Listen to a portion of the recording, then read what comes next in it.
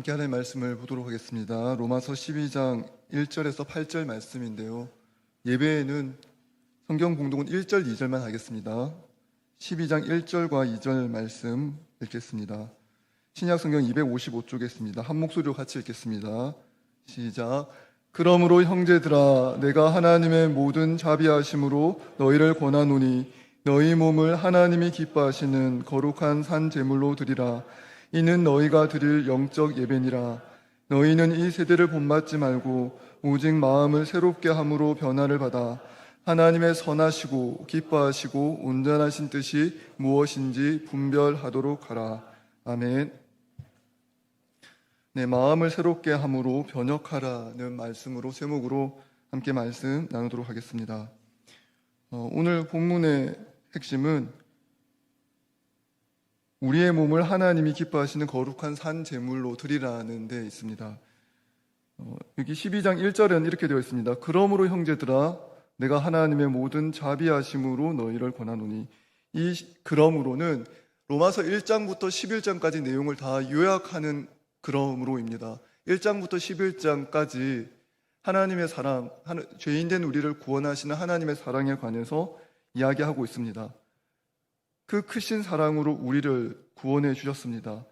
예수 그리스도께서 우리를 대신하여 죄인을 위하여 죽으셨고, 예수께서 우리를 위하여 죽으심으로 우리가 나음을 입었고 구원을 얻었습니다. 그러므로 형제들아, 내가 하나님의 그 크신 모든 사랑으로 너희를 권하노니 너희 몸을 하나님이 기뻐하시는 거룩한 산 제물로 드리라고 이야기하고 있습니다.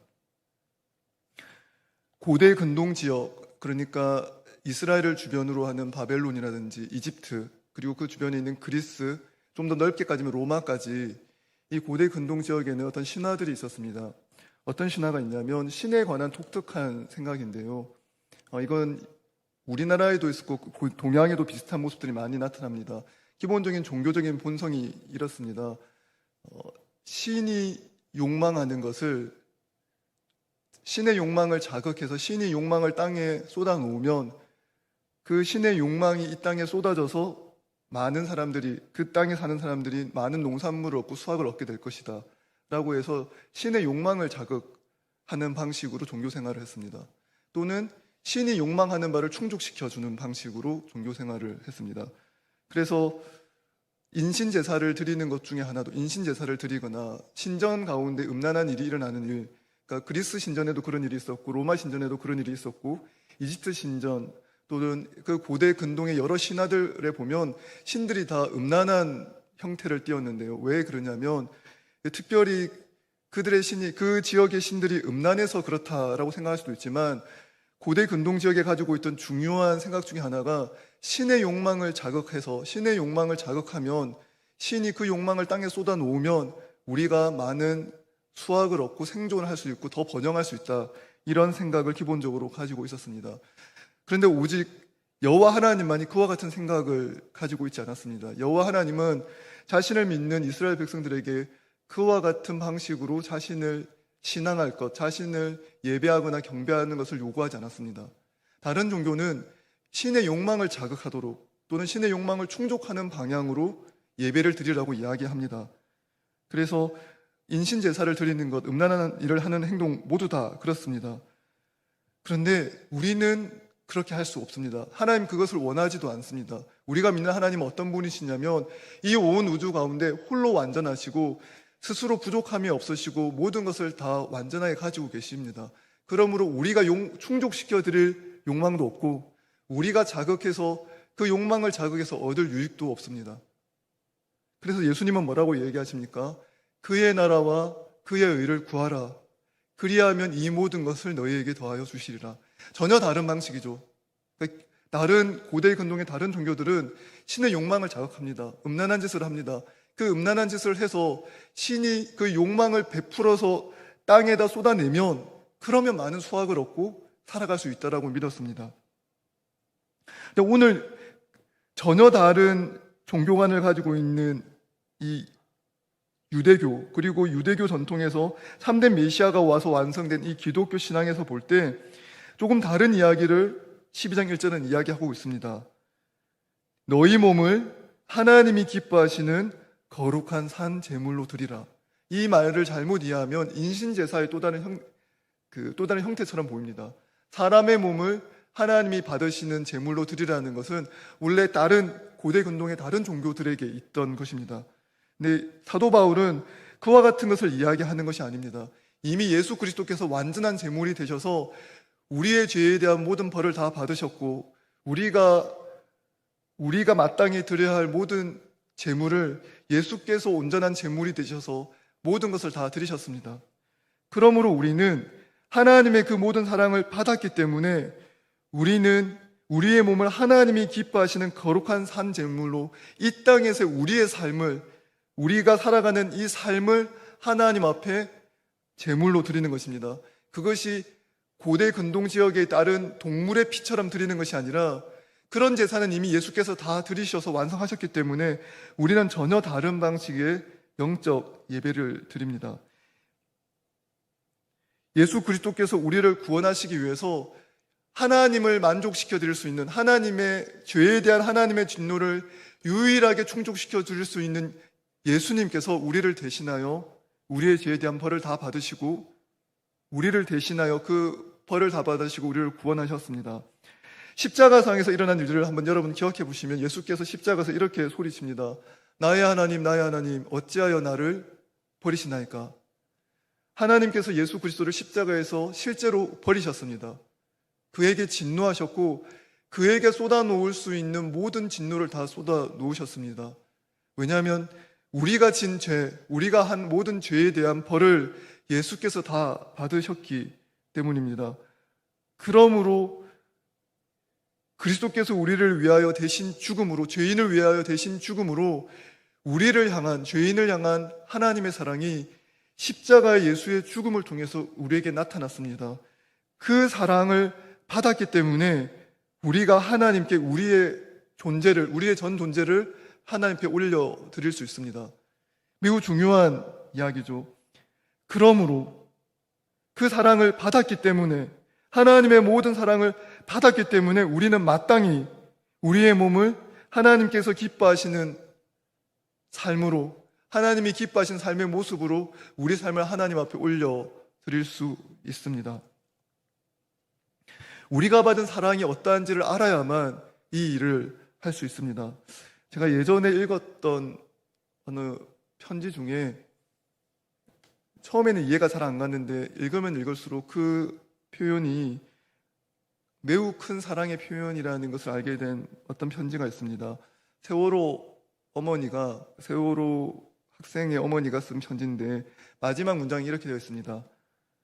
엄마가 지옥에 갈게, 딸은 천국에 가. 이런 표현인데요.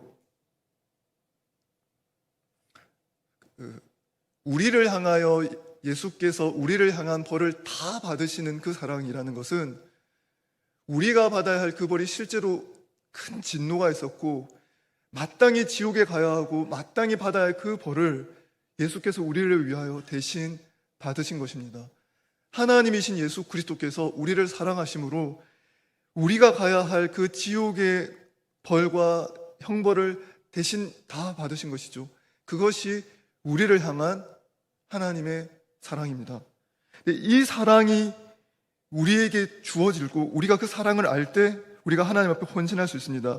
12장 1절은 매우 단순하게 되어 있으나 하나님의 모든 자비하심이 아니라면, 하나님의 그 큰 사랑이 아니라면, 우리를 위하여, 우리를 대신하여 지옥에 대신 가고 지옥의 형벌을 받으신 예수 그리스도의 그 사랑이 아니라면, 그 사랑이 우리에게 다가오지 않는다면 우리는 결코 그 무엇으로도 하나님께 헌신할 수 없습니다. 그 무엇도 하나님께 돌려드릴 수 없습니다.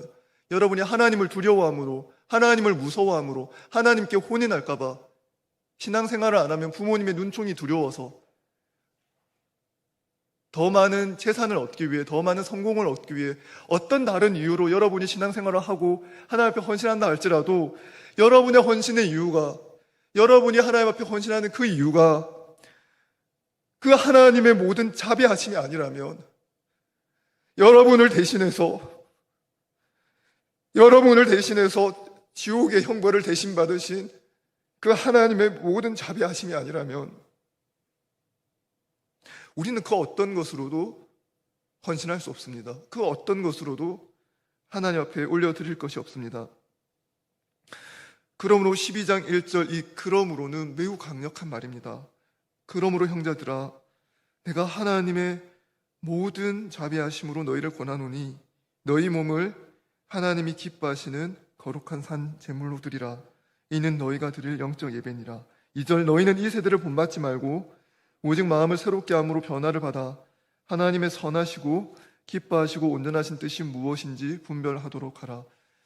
여러분께서 받은 우리가 받은 구원의 은혜를 알기 위한 중요한 방법이 있는데요. 우리의 죄악의 끔찍함, 우리의 상태가 얼마나, 구원받기 이전에 우리의 상태가 얼마나 끔찍했는가를 아는 것입니다. 이걸 잘 설명한 분이 계신데 C.S. 루이스가 이렇게 설명합니다.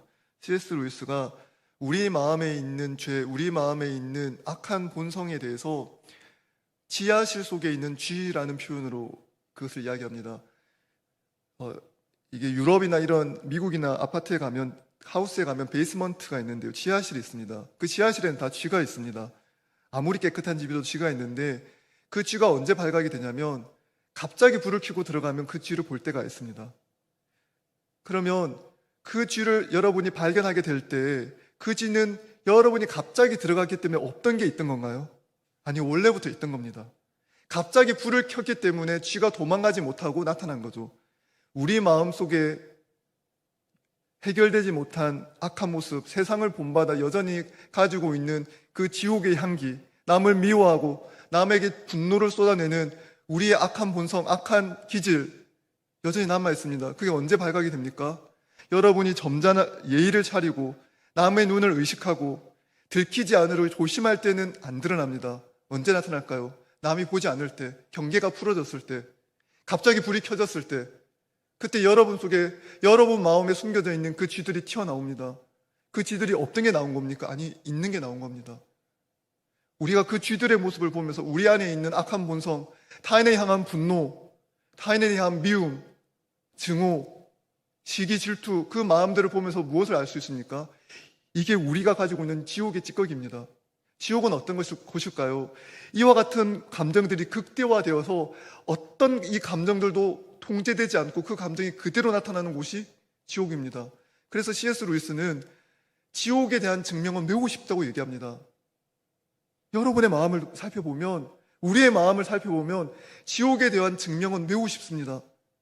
우리 마음속에 남에게 들키지 않는 타인을 향한 분노, 증오, 질투, 미움, 다툼, 시기, 그러나 꽁꽁 감춰놓고 있는 그 마음, 갑자기 불이 켜져서 나도 모르게 누군가 화를 냈을 때 우리는 실수했다고 생각하죠. 아닙니다. 있는 게 나온 겁니다. 그럼 무엇을 생각해야 합니까? 이 진노, 이 마음속에 있는 이 악한 내 마음속에 지하실 속의 쥐들, 이걸 만날 때마다 생각해야 합니다. 나는 하나님의 은혜가 필요하다. 하나님의 모든 자비하심이 나에게 필요하다. 세상을 본받지, 이 세대를 본받지 말고 마음을 새롭게 함으로 변화를 받아 하나님의 선하시고 기쁘시고 온전하신 뜻이 내 속에 이루어지도록 하나님의 은혜가 나는 필요하고 그 은혜를 따라 내 삶을 하나님께 바쳐 드려야